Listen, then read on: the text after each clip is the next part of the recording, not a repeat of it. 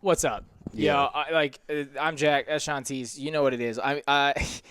Remember how I said last week this has been the most fun season? I lied. This is aggressive. This is aggravating as all get out. Bro, it's really getting irritating because we've seen the good, we've seen the bad, but like I think all we've asked for all year is, hey, find a middle ground.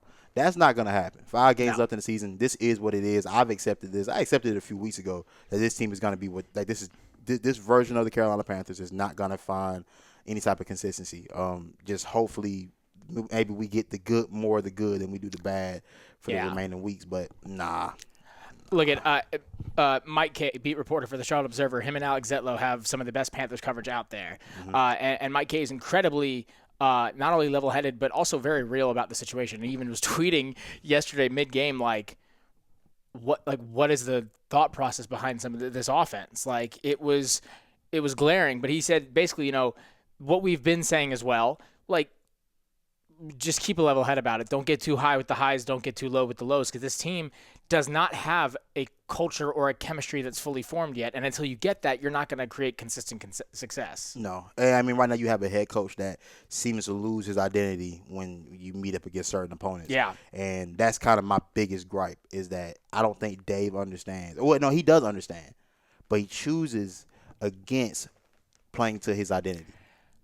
Yeah, I don't know and this is an issue that I've had with offensive-minded, play calling head coaches, Mike McDaniels. You talk about it when it works out for a Kyle Shanahan, or it works out for a Sean McVay, it works great.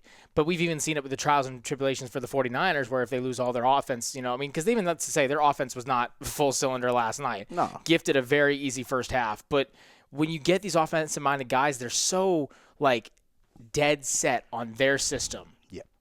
And so, like we've talked about, Canales' air raid style of offense, where even guys like, Rashad White or Bucky Irving in the years when they're in Tampa Bay are used predominantly more so for the abilities of what they can do as a passing running back than they are as a running back. And we're seeing that here now. Like, that's what got me about this game, and we'll get into it fully. My sole issue was not with the snap differential, although I agree that it was ridiculously gross to have 7 carries for Rico, maybe a dozen more rushes overall to the amount of passes that you had. But what really gets my goat is the difference between last week and this week, where it looked back to square one offensive Frank Reich looking play calls, where you're sending immediate check, like Bryce is immediately checking down. And you can say that's a Bryce decision, but in the grand scheme of things, if the route tree is not there, what do you expect him to do? And then outside of that, if it's not that, it's a screen. It's a halfback screen. Yeah, and the problem is becoming now. Our frustration is growing because we know we've seen you call it differently. We've seen what you can do. We've seen the creativity. We just saw it last week against a better pass defense. So you work T-Mac out of the slot against that defense, but when they got a 5-8 nickel corner, we don't move T-Mac around at all. When we've seen, you can take shots down the field. You find the one touchdown you did score, you took a shot. You know what I'm saying? And that was one of the prettiest passing plays we've had all season. Right, but XL doesn't get it. There has to be a designated deep shot for any of these guys just to set the tone. That's what I'm like. Are there no hot routes on these in these offensive schemes? Are there no just audible get and go, right? And I know for a fact, I think this is something we're also seeing when Cade Mays is at center versus when Austin Corbett is. Big difference. Because the play calling took a long time to get going. Again, we started seeing more of those play calls that got right under the wire. And I think that serves to leave Bryce less time to call audibles. And I think you see Corbett has to look, behind him before he snaps, and that's going to mess up your flow. And because not even from a protection standpoint, because to be honest, Bryce rolling out almost every play to the point where I don't even know if he was getting that much pressure on him, right? It's hard to tell, but that's what really gets my goat is that, you can't show us one thing one week and then say, the pieces weren't there, the execution wasn't there, because we just saw the execution. Man, it feel like that one KG clip in Uncut Gems. What the hell you keep showing me this if I can't have it then, bro? Right?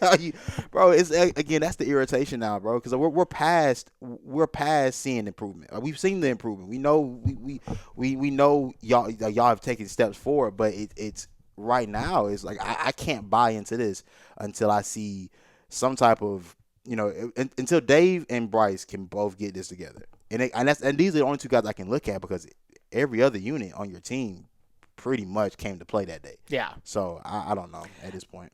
And look, the civil war continues, right? Is it Canales? Is it Bryce Young? And the thing that we've continued to say is like, look at the buck does stop with the guy who has the ball in his hands, right? I mean, that's at the end of the day. Like the interception after the first pick, huge momentum swing, like really put you in a halt, and at the time looked egregious, right? And I'll give it to you. Bryce should not have thrown that play. He should not have thrown that pass. He had Mitchell Evans earlier. Whether he, that's the inner workings of his head to go, should I run it? Should I throw it? Well, Mitchell's open, and if you wait that millisecond too early, because give Robert Salah credit, he told his safeties what to do. Yeah. He told his safeties where to go, where to crack down on, and where to be, especially in those red zone situations where we've seen Canales work towards the middle. Like, have very far and few between do we see in the red zone they go to T-Mac or XL on a just jump up and grab it. Yeah, and that's kind of that's an issue for me as well. Why have these big body guys? What did we draft T-Mac for? I thought that was the purpose, the sole purpose of his catch radius being so great that you put him in the red zone, you tell him go get it. Especially when that was the reason pretty much why you drafted XL. And so if that isn't panning out the way you want it to, then you have T-Mac for. But even XL last week against the Falcons, we saw what he can do. Yeah, and that's my thing too, is that I don't think my whole thing is I think both of those guys have shown me they can work it in the red zone. You have to give them opportunities. But I don't know. I guess the only thing I can surmise that the first interception to was, hey, let's go with a tendency breaker. We have our heavy package in with Mitchell Evans, Tommy Tremble, and Bryson Tremaine, which has typically been a run based package for our offense. Try to get Mitch in the back of the end zone. Like you said, that's got to come out early. You can't be late in the back of the end zone. If you're Bryce, brother, if you're too scared to run it, throw it out of bounds. It was first and goal. Let's run it. Let's try again. Because even the play before he got the first goal, if my memory serves me right, was the play where he had to rush to get it to first and goal. Yeah. He should have taken off a lot sooner because he had a lot more green grass by the time he decided to. But be that as it may, you talk about tendency breakers. Dog, tendencies are there for a reason. Against a less qualified defensive coordinator, I could maybe see, okay, let's play this chess match, outsmart him. Robert Salah is not – he's seeing through your smoke screen. That's facts. And at a point, too, though, and this is where I get back to identity, and this is where sometimes these offensive guys, they try to do too much. And then the thing I love about defensive guys that we've had in the past, like a John Fox, like a Ron Rivera, like a Steve Wilkes, that we know we about to do. Can you stop it? And that's it. Give it to Rico. I don't understand. Unless Dan's got some sort of Ponzi scheme where he's trying to bring down, Rico's numbers, numbers, right? Yeah. And in hopes of either maybe getting, keeping him on the team or something like that. But regardless, give the ball to Rico Dowdle. He is a workhorse. He will power it through. Because look, did you see the hole? Now, granted, you could say the defense wasn't really planning for a pass or a run, so that's why the hole was created. But that thing up the middle was as wide open as it gets. And then even on the outside, of course, Bryce had blockers. But, like, I could see if Dan is, because we've seen for Dave, like, even with Rico's pass play last week, Dave was like, well, if it comes up, if the situation permits itself, then we can call your play, right? And then when Rico gets on the field and the situation permits itself, he goes, okay, yeah, you're right. Like, go, Rico. But there was, I don't know if you got it. I got a bit of a hesitancy vibe, like in that clip to say, well, let's see what happens. Yeah, I hear you, but we're going to keep doing my thing. Right. And so, but then when it gets down there, you go, okay, I see that clearly this play is going to work. So let me do it. And maybe that caused Canales to want to run more of these freaking running back screens this week. And it probably did, but here's the thing, though. The thing about Canales is that, and this is the funny thing about him, is that, like, you can clearly see when things are having some type of influence on him. Like, once a mistake gets made, you clearly see the influence and how he calls plays from that point forward. When something works, you see the influence of how he calls plays from that point forward as well. So it's like, dude, like, fam, can you make a decision on your own that is not based on external factors, playing a part? Because that's what separates coaches. That's what Shanahan did. Halftime comes out. All right, Purdy, you're not throwing this rock anymore. Oh, we ain't doing nothing past 10 yards, buddy. We're keeping this 10 and in behind the line of scrimmage. Let's go to work. Because I was shocked. I was when for every pick, I was like, I was not expecting a deep shot like that because it's known that the Panthers' weak spot is the middle of the field. Yeah. And you don't have any real winners on the outside. No. So why are you? So because credit to JC, ridiculous pick, the first one. Oh man. And the second one too, to have the weak side cornerback. Man, the second one was as like, bro, this is why you watch film. Right. This is why you because on that second pick, that's a play typically for most corners in the league. They're just covering grass. They're not doing anything. If the plays ran away from them, they're not doing anything. Yeah. They're not engaged. Like, nah, I'm gonna keep finding the work. I'm gonna work underneath. I know they got something working over the middle. Man, I'm gonna sink right underneath it. Quarterback didn't see me. And as he wouldn't, that late into the play, that play took a minute. You know what I'm saying? That sneak up underneath it. It felt like Air Reed type of. It's like, and I think somebody tweeted. I think Dez Bryant tweeted that out. Like some of these picks felt like Air Reed-esque. From J.C. Horn. So I mean, shout out to him. I think he made a lot up an All-Pro with that. Oh, and Lord, please, I take every brain cell I have. There's not much, but take them, please, to help give him the strength to pass through what we hope is not too bad of an injury. Yeah. Because we'll get to the injuries in a minute, but that will be that's pretty. If that's a next 4 weeks kind of thing, then you can just go ahead and pack it up. Well, I mean, JC's his was just strictly the concussion, right? Or was it something else? Yes, but if it's a concussion, it's multiple weeks. At the minimum, I think with the protocol is what, like two, I think. So if that's the case, if it's 4 weeks or whatever, you can go ahead and pack it up there. But and here's the thing: I wouldn't have felt so bad about JC being out if Corey Thornton also didn't go down. Yes, and now looks like he's definitely done for the year. He's done, yeah. No, and like I said, we'll get to that in a sec. All that to say, we talk about the Bryce play was brutal. Call a different play, but then what really stuck it in for me. Okay, Mike Jackson redeemed himself from Green Bay. Finally finally showed that flash of a coverage cornerback that we've been waiting to see. Yeah. He read the play beautifully and gets you in great field position. Brico gets you, I think it was that 17-yard run on that drive. And then you get to the goal line. I think Chuba got stuffed in the first couple yards. Then you throw it to Coker, who loses 4 yards, I think is what it was. And then Chuba on the other side on a screen. Oh, God. What kind of play calling is that? I don't understand how last week we were so aggressive past the line of scrimmage and almost to the yard to gain. And this week, you don't throw a pass or have a route that goes past the line of scrimmage. I don't know. I know it's easy for people to blame the quarterback. I can't. This felt like a coaching. It just felt more like a bad coaching job than anything else. I mean, the quarterback like you said, I know you said the buck stops with the quarterback, but hey, man, if this is what you're calling, there's only so much I can do with this. And that's what it felt like. You said, a folding on Canales' side of confidence, right? Yeah. And I think it's a matter of we've talked about it, and it's funny because you don't hope that's the case, but you can see the writing on the wall.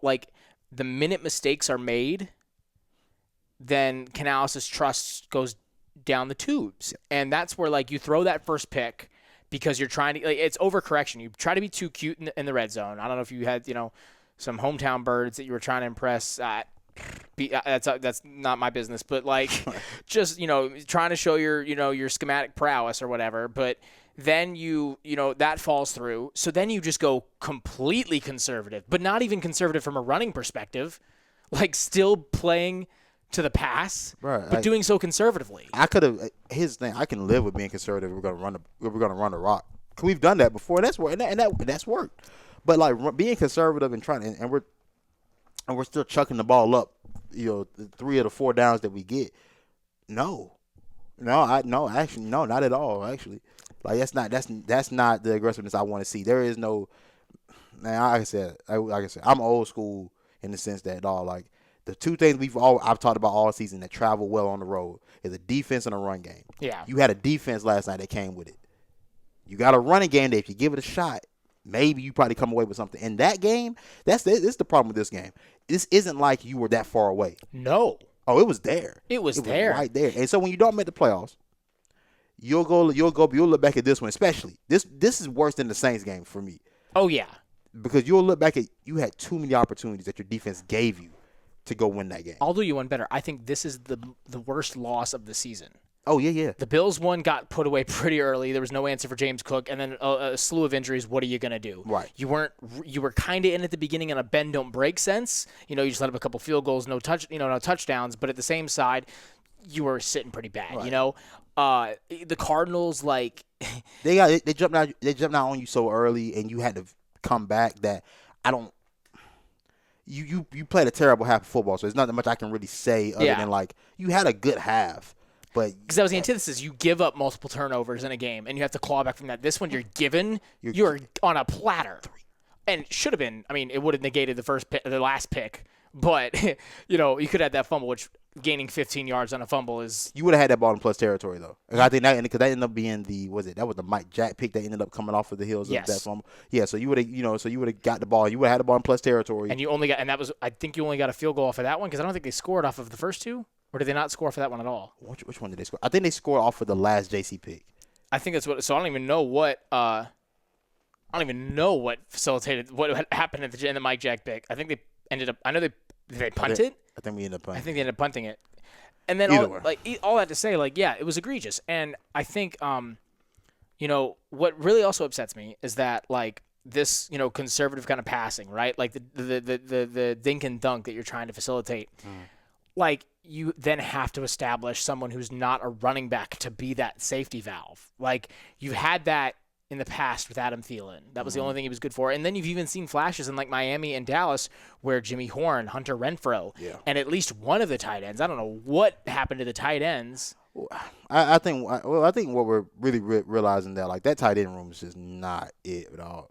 Mitchell Evans, I mean, for what it's worth, I mean he's young, so I have no, but he doesn't show me that he's a real route winner on a consistent basis. They can scheme him open, but I don't know if I know he's a good blocker, and I know he can. I think when the opportunities are there, he can make some catches on maybe broken plays and whatnot, or if his scheme right. Tommy Tremble's a good athlete, but Tommy Tremble for the most part does not do much for me in the passing game. JT Sanders, this was what you're supposed to be here for, but see, you don't do damn near anything. No. You don't pass. Hey, look, you don't catch the ball well. You don't block well. You don't do anything well. You lost weight and got slower. I don't understand. I don't quite understand. Maybe it's an injury. I mean, no funny stuff. Maybe it's an injury that we don't know about, and that does happen. But brother, you've not done anything. The hate and the critique I've seen XL get should be directed towards you. Really should. Because you haven't shown me anything. Really. At least with Xavier, brother. Hey, I may make a boneheaded play and I may not realize where I'm at. I may be out of bounds. But you know what else I can do though? I can go catch a tutty if we had. Yeah. Now he just may need a yield sign on the sideline. You know what I'm saying? Some traffic cones or something. Brother, stop. Whoever at the airport, he's got come on, brother, stop. Because I mean, and to be fair, I don't know how much drilling or practice or route running you think about to go sideline. Dude, I don't know. You an NFL wide receiver, bro. I kind of need to know where you're at. Yeah, I really don't know. And it's even they said the cornerback wasn't pressing him inside. I actually missed that. I think I missed that play. I think I left. Cause I was watching the game that may be my fault. I was watching the game at my cousin's house last night, bro, and I left after the second pick. I left. That's valid. So it was 5 minutes left in the game. Yeah. 5 minutes left. I got about it. So that's the other part, and we'll go to it because at the time with the T-Mac touchdown, again, great play. It's a what? It would have been. It's an 8-point game. Mm-hmm. I understand if I get the penalty happens. So you rethink your scheme. But then if you're going to go for two and then throw it out of shotgun, then what was the point? Why didn't you just do that off the rip? You gain a yard and still pass it? What was your thought? What is your thought process there? You got closer, give it to Rico. Oh. I don't know. Again, until I hope Dave puts this on himself. I hope Dave takes the onus and puts it on him for this game because that was on him. It was. I strongly feel as if bro, you can't there's no way, bro. There's no way this is the game that you call. These are the plays that you're going with in these scenarios. Because even then, we've also known him to have a great 10 sheet off the rip, right? Mm-hmm. And because even coming out of the second half, the 10 sheet was terrible. Even coming out of the second half, I think it was a punt out of the second half. Yeah. Coming out of the beginning of the game, though, you are on primetime television, an underdog, with a team that's licking its wounds. You're the most aggressive coach in the NFL when it comes to fourth downs, and you're not too far off success-wise. 33%. That's not bad. I know, like, go for it. That first drive. It was, 4th and 1? And Chuba had just gotten you to that point on a good run? I did want to go for it. Like, to punt it right there, what does that set you up for? I get you put them in, but because it didn't even matter about their field position, they drove down your throat and scored. They didn't score, but it felt like Dave looked at the record of San Fran and thought that was a team that was showing up. That team has that record. That team is not that is not a top half of the league type of team. No, it is. It's Christian McCaffrey. It's Christian McCaffrey, and I'll give kudos to Kyle Shanahan at least in saying that I know what my team is and I know what I'm about to do. We're about to run them to the ground. Y'all have to figure out how to stop it. And honestly, underutilized him, to be honest. Truthfully. Like in a lot of scenarios, Christian didn't even have that big of a game. It was a solid day for him. Yeah. I mean, he's going to touch the ball 30 times. Yeah, so what's your yardage per rush there? Right. Like, he was averaging like 3 yards a carry. Right. It wasn't even like, you know what I'm saying? It wasn't even nothing crazy. But, I mean, you're nickel and dominant down the field, and the Panthers defense stay on the field all night. Yeah. So. Which is going to beget multiple injuries. It felt like the Bills game. I mean, God, you had Zavala go down. Then you have Claudin Charles, who really sucks because he had that second half performance against Atlanta. And then in the first half, he had a couple. Yeah, of that's what I'm plays. saying. Like, he was like he was going to follow that up, and then you have that injury as well. It's like it's too many injuries to keep things. To keep things afloat. Because then you get JC go down, and then you had someone else went down or went to the locker room. I think Thornton finished the game, didn't he? No, he didn't finish it. He didn't finish. He ended up coming. He ended up coming out. Oh, that's right. Because it was what? I'm trying to remember how many it was. Ashawn went down too. We got to see how he's doing. Yeah. And all this on a short week. That against that Rams game is going to be brutal. I'm gonna tell y'all something right now, man. If you have a wife, have a girlfriend, go out, do something nice. Go on a picnic. Even if you don't, go take yourself on a date. All right, like go. There's no reason why you can't enjoy yourself either. Right. You know what I'm saying? You don't have to subject yourself to this because I will not be engaging. I'm lying. I'm gonna sit there and do it because I do it every week. We're masochists. But that way. you know what I'm saying. But I'm gonna try my best to try to avoid that game as much as possible. Yeah, that's gonna be brutal to watch. Now, like you're gonna have to because you have to bring in Barnes has to come in, right? Like for linebacker, then you're gonna have hey, shout out my boy Bam Martin Scott though. He made a nice play. He did make a nice play, and you're gonna have to see how he does. But he's got some competition in the linebacking room. Oh yeah. Some of y'all from 2020 have finally been vindicated. Hey, brother, and truth be told, I was with a lot of y'all at that point in time for the guy. I don't remember what I wanted at that pick, but we debated Javon Kinlaw a lot that for that pick. We did. And shout out to Jeff because Jeff, I remember Jeff was not with us at all. Where we were saying that, which is wild because he's normally very on every Gamecock. Like he's like, let's take a shot at him. Yeah. But no, Isaiah Simmons signed onto the team, and look, they need all the linebacker help they can get right now. Yeah, it's nothing more than that. I mean, he's for a guy that's sitting on the street. It's the best you could do. I'm not mad at it. Hopefully, he can come in and he can plug and play. But it's not great. It's not great, dog. I'll be honest. So let's start looking at exit strategies in terms of getting out how we get out. So it's like, we know the Rams, we know where that's going. That's a wrap, yeah. This is my thought process now. You just win the rest of the division games and call it a day. That's your only bet. And hope to God. Now I ain't gonna lie to y'all. I'm still not scared of Sam Darnold. I don't give a damn what he do. I'm still not scared of that boy. No. God will have to come down himself to play alongside Sam Darnold before I ever feel any ounce of fear about what that man gonna do to me by that quarterback. Now Jackson Smith and Jigba, it's a different story. Because if he wasn't on the West Coast, he's being viewed as probably the best wide receiver in the NFL right now. Absolutely. Him being in Seattle is definitely the reason why he is not being regarded. It's 100% because his performances thus far have been absolutely. You know he's gonna play for 1,900 yards. God. And in an NFL where the quarterbacks are scraping to get to 3,000 on the year. Brother, that's what I'm saying. We're at this is week 12, 13? 13. Yeah. And Yeah. we don't have a quarterback at 3,000 yards yet. Or do we just got quarterbacks? I think we just got to him. And we 13. You know how quick people used to in 16 games. Them boys used to get to that by like week 10. Yeah, it felt like right. And now you've got an extra week, and you're taking longer. So for him to do that, and especially, with questions of who we're going to have at cornerback, like if JC is, and that's going to be something they have to take care of soon. I imagine they'll probably, call up some guys like they've been like Izzy Mukwama, who's probably going to get a re-signing onto that squad. Did he just get dropped again off the practice squad? He got dropped again before the week started.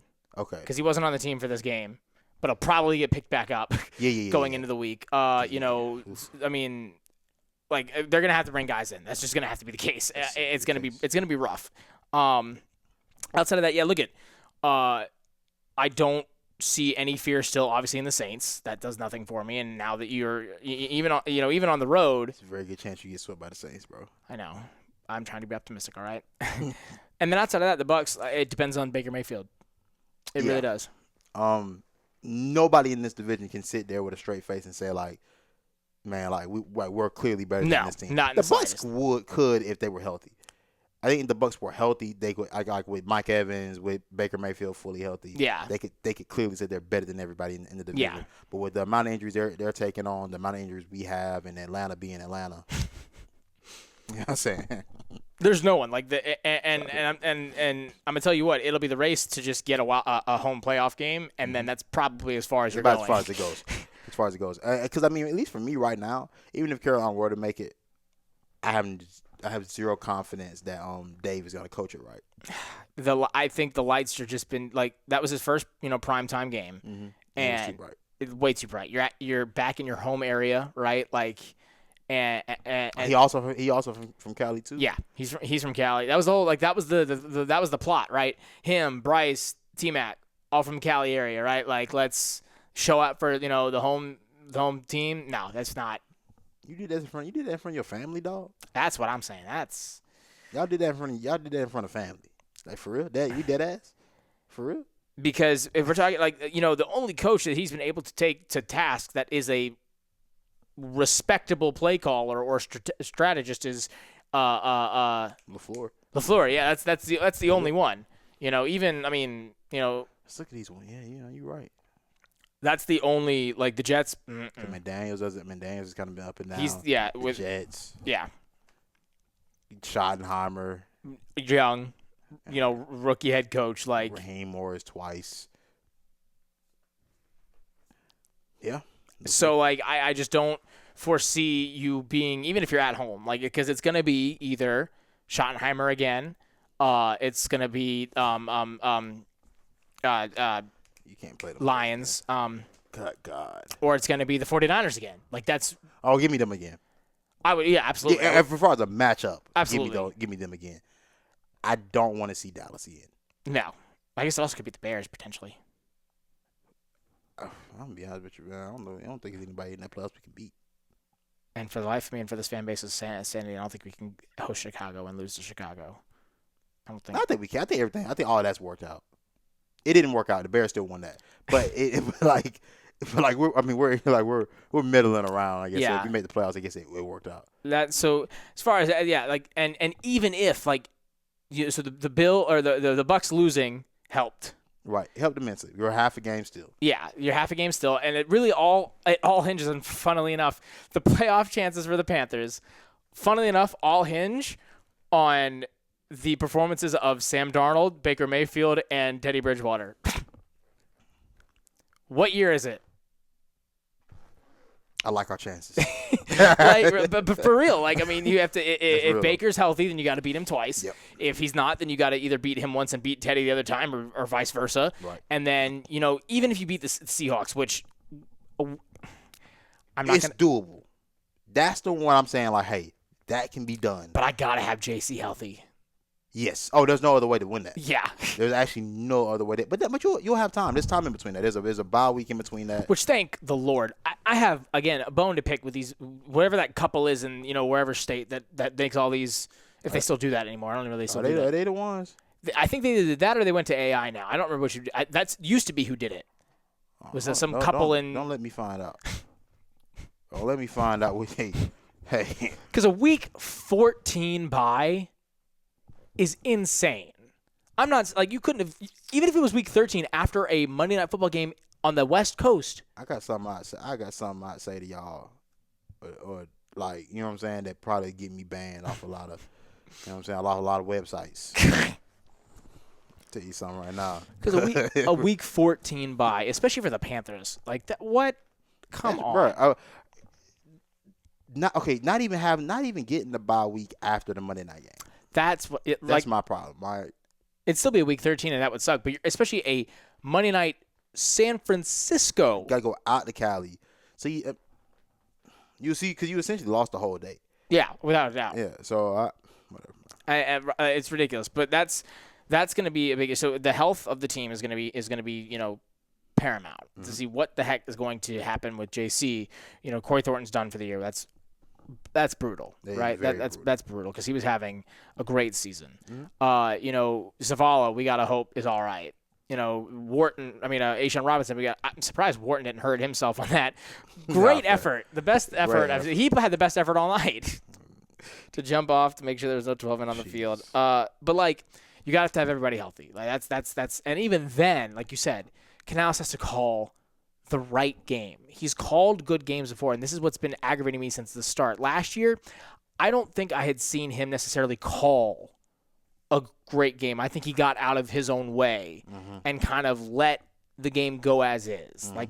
Like the Falcons was the best offensive game last year. Right. And that was not necessarily from a play calling perspective. You had guys where they needed to be, and it worked out for you well, right? I think, even the Eagles was probably a really good called game outside of a couple XL, drops. But as much as it should have been there for XL, T-Mac should get a little bit of that this year because, dog, there was some of these. Some of these are egregious, dog. Some of these are worse than the XL drop. Because they're, like, not in the end zone, but they stop the momentum. Stop the drops. Like that third down play with the ball in. I don't know what happened. Killing me, dog. And then there was another one. I think it was in the end zone or damn near close to it. What did last night? Yeah, I thought. I couldn't quite remember. I will say it's like that. I gave like a fever dream. When we lose on prime time, I have a hard time remembering because I didn't go back and I didn't get a chance to go back. Which is fair, yeah. But all that to say, like T-Mac's got to figure that out too. But he's young. I think he'll be fine. I think he will. He will. He has the tools. I think he will. But that's because and we've talked about it, that's the byproduct of when your rookie receiver is your true number one guy. You got to take those lumps with that. There's definitely growing pains with that. The bottom line of it all is that this team is too young and too inexperienced to have the consistency and the chemistry that we as fans want to see, and in today's NFL you need to have for a system, and so like you could get to the playoffs and make a little bit of a March Madness run. Yeah. But it's not impossible. But the inconsistency is only going to carry you so far. And we're seeing that in real time, week to week. So, for all of the, it's Bryce, it's Dave, or it's this it's everything. It's everything, bro. It's literally everything. Like these things have to all work in concert together, bro, in order for it to be effective. And if those two can't figure it out, then we don't have a chance. I've seen Avero in his unit. Kudos to Avero. I've seen Avero work with what's felt like the scraps because he doesn't get the draft picks. Yeah, to necessarily work. He doesn't get the high end guys like that. This is the most that he's gotten this year when they scored in Princely. And credit to him for not doing what he did the last time and picking up a guy like DJ Johnson and actually picking up two guys that can contribute. Because even Princely forced a fumble on C-Mac. I know. You know what I'm saying? So I credit to his unit and even being able to withstand some of those injuries. They still didn't play terrible. No. Even once guys started going down, they still held it down to a degree. So. But right now, man, it's everything. Like you said, it's not one guy. It's not one side. It's not one facet of the game. It's everything. It has to work. And truth be told, man, until Bryce and Dave can find it, can click, we're not gonna go anywhere. And there isn't a quarterback option that's out there in the next 2 years. No. I've had this discussion with plenty of homies, brother. There isn't an option out there. There's nobody you can go get. In both free agency and the draft. Unless you're willing to give up your everything outside of your key pieces, overpay, and oversell for him. And the only quarterback in this draft class that is like worth that to me would be Dante Moore, but he's still young. Yeah. He's still so young that like as soon as he gets to the league, not that he'll have success, but there is no telling. Like you can't play another young quarterback in the same scenario you put Bryce in. No, and expect for that. And that's what we said. And Peyton Manning said it before the broadcast last night. And of course, Bryce Young is not Peyton Manning. I'm not calling him that. But we've heard it from Peyton Manning. We've heard it from Greg Olsen. We've heard it from Tom Brady.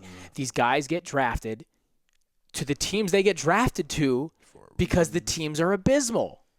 And only very few and far between. Like even Cam said it, and maybe a bit rougher than he should have. But like. You're going to go on a team that obviously is not a competitor.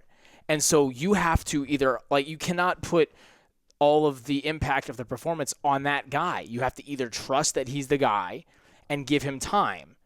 And the same way you can say it about, and that's where, like, but we've seen indifferences where coaches can be culture flippers. D'Amico Ryans comes in immediate wild card berth. Now they're still licking their wounds right now. Yeah, but they're figuring out even with Davis Mills, they're figuring things out. There's a difference between a system put in place. Even everyone thought that the Cowboys were dead to rights. And now Shotty comes around and he's had that team playing well all year. That defense is just been what it's been since losing Michael Parsons. But, like, that's a direct correlation of losing a great player. And he can't control that. He can't control that. But other than that, his unit, even without CeeDee Lamb being there, George Pickens has come onto the scene, and he's looking like a top 5 guy. He really done snatched CeeDee's chain, too. If we wanted to really, what I'm saying? Like, if this were not a Panthers podcast, he snatched the hell out of CeeDee's chain. He really did. Gone. And over with. And he's probably going to be better off for it, if we're being really honest. Not to be true be told, because I ain't gonna lie, GP's really got top 1 receiver potential. Yeah, like, he's always had it, but but playing with in Arthur Smith offense, you typically want to allow for you to be a great receiver, right? And to have the system that he had, and to have that game that he had against the Eagles, I mean, my God, against that defense that that's really come along since early in the season. Yeah. So all that to say, like, but just in the same way that I say that, I will also say, it's also incredibly hard to do that, and there's not a great slew of guys as coaches that are out there right now. So, like, as much as we're kind of like, you got to dance with the girl that brought you with Bryce, you kind of have to do it with Canales too. And so it's more of a, like, we're giving you your cheese, but we're also, like, kind of begging you, like, please figure this out. No one wants to have to go through another coaching search or another quarterback search. We've seen it, like, and for I know people will say, well, I mean, we're just settling. Like, brother, it's not settling. Look at the landscape. You tell me what you look at that landscape. If you can tell me a real option that you trust in. I mean, the Raiders brought Pete Carroll out of retirement. What more indication do you need? Bro, that's what I'm saying. It's not great out there, man. No, it's not a lot of great head coaches. Not a lot of great quarterbacks. We're in the worst era of quarterbacks and head coaches I think we've ever been. At least in my lifetime watching the NFL, this may be the worst. I would agree with you on that. And now we might have been a little bit spoiled. Tony Dungy, Peyton Manning, like right, obviously they've always been shit head coaches. But this has been across the board, brother. It's like the top 5, and then after that, it's like whatever. And even the guys that are in the top 5. I say top 5. Like, I'm thinking Andy Reid, Pat Mahomes, and even they're struggling. And even they're struggling. You know what I'm saying? You would say Josh Allen, but that team doesn't look great. Yeah, and they're weird. So they're a very weird group, and that's not. And Josh Allen, for what it's worth, has not played to MVP level. I don't know if y'all boys need to, But the only quarterback that's really had it since the beginning of the year has been Matt Stafford. Yeah, Drake May is playing out there, but they're a weird group as well. They're not quite. Their record says one thing. They're not quite that team just yet. Because their strength of schedule has not been not the greatest. Now they're winning the games that they play, and it's the league. You don't pick your schedule, so it is what it is. But they're not quite the team. Their record says 10-2. They get the wrong matchup. They're out of there too. Right. So. And so that's where you kind of have to sit with it. And so we're gonna be critical of both. Like, we're gonna be critical of both. You have to be, but you also have to, like, you can't start burning bridges right now. Like. And something has to change. And the best case scenario, if you're wondering as a fan, like, what's the exit strategy? What do you do? How do you figure this out? The best case scenario, and this is obviously it's obvious, is hope they figure it out. Like, that really is the best case scenario. is just hope they figure it out for our sake, for their sake, for just growth's sake. But I think this is what you see out of a 2-year-old team. Yeah. And that's really what it is. Now, free agency and draft and player retention will obviously have impacts. You hope you can keep a good amount of the squad from the offensive line standpoint, from your weapons standpoint, and figure out how to build up your defense. And then maybe things. So I think really, like, the pressure, I would say, is not only on them, but also on Dan Morgan to continue to try to figure out what's the best way to put this roster together. Yeah, absolutely. And I mean, and my biggest hope is that we finish strong. Whether it ends up in a playoff berth or whether it doesn't, you finish strong, continue to show the rest of the league that, hey, this team is growing and it's going to get there. Maybe you have guys willing to bite the bullet and say, look, man, Carolina's up and coming. Right. Let's try this. I mean, you had a good offseason with getting guys like Bobby Brown and Turk Ward. Who all have made immediate impacts. Trayvon Mulrig as well. Like, you've seen all those guys really, stepping. Oh, my God, I forgot all about that. I know, and I that sucks, too. Yeah, don't you do play, y'all boys got to do something else for that Rams game. Please go out. Yeah, because that's please go hang out with your family, dog. There's nothing there for you. Ain't nothing there for you. Yeah, outside of that though, you're right. And then offensively as well, like you've had your pickups and they've done well. Like Rico, and he's been great. Been phenomenal. But like that's like if you can finish with a winning record regardless of the postseason outcome, I think that like for the first time since 17, 19 for a winning record to end the year? 17. Yeah. For the first time in damn near 10 years, like that indicates positive change. Outside of that, keep pounding. Oh, and happy Thanksgiving. That too. Oh, yeah, happy Thanksgiving. For sure.